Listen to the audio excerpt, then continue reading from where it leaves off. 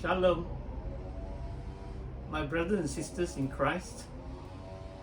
Today we're going to continue on our series on the book of Revelation, and I would like to speak briefly on the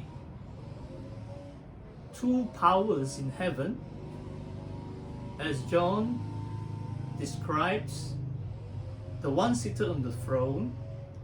And then in chapter 5, John saw a lamb that was slain, taking the scroll from the right hand of the one seated on the throne.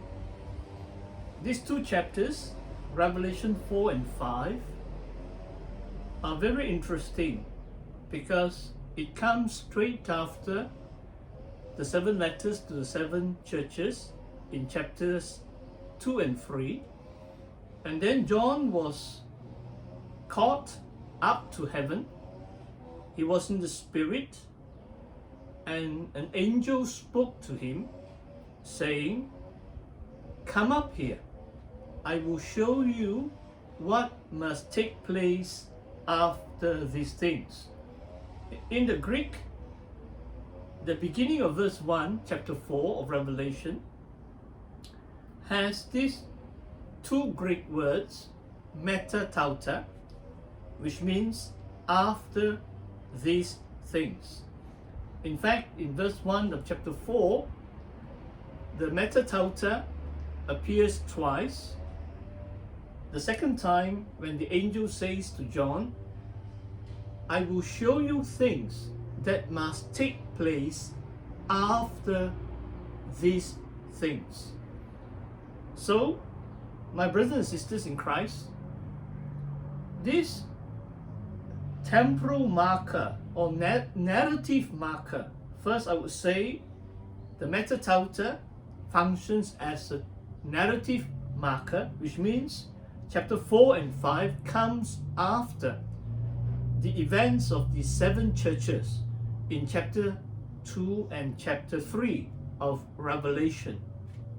And the second meta tauta, within the statement of the angel, the things that must happen after these things, which means that for John, what he describes in chapter 4 and 5 and onwards, including the 7 seals, 7 trumpets, in chapter 6, 7 and 8, these things come after the events of the 7 churches.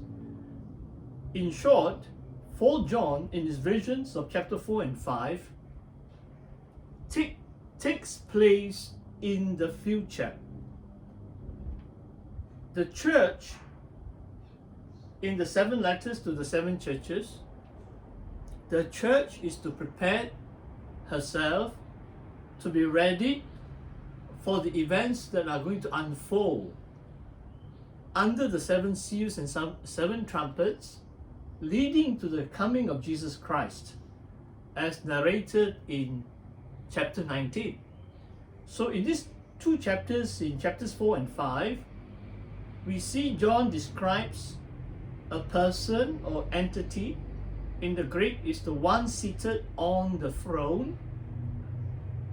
To that, I would say that is God the Father, or in Daniel 7, it is called the Ancient of Days. And in Daniel 7's vision, you have one like the Son of Man coming towards the Ancient of Days, and the Son of Man is given authority by the Ancient of Days, authority over all the nations and kingdoms, and he will rule forever. And in Revelation instead, the lamb that was slain, narrated in chapter 5, takes the scroll or book that is held by God the Father. That scroll or book is held by the right hand of God the Father, the one seated on the throne. And he gives it to the lamb that was slain. So to me, that vision in 4 and 5 describes or explains the meaning of chapter 1 verse 1, the very first sentence of the book of Revelation. This is the revelation of Jesus Christ, which God gave him. So the revelation of Jesus Christ is contained in that book, given by the one seated on the throne and taken from his right hand. And the Lamb that was slain takes the scroll from the one seated on the throne, and he begins to break the seals. The scroll is sealed with 7 seals, and he begins to break one seal after the other, and the events of the last days begin to unfold, as we see in chapter 6 onwards.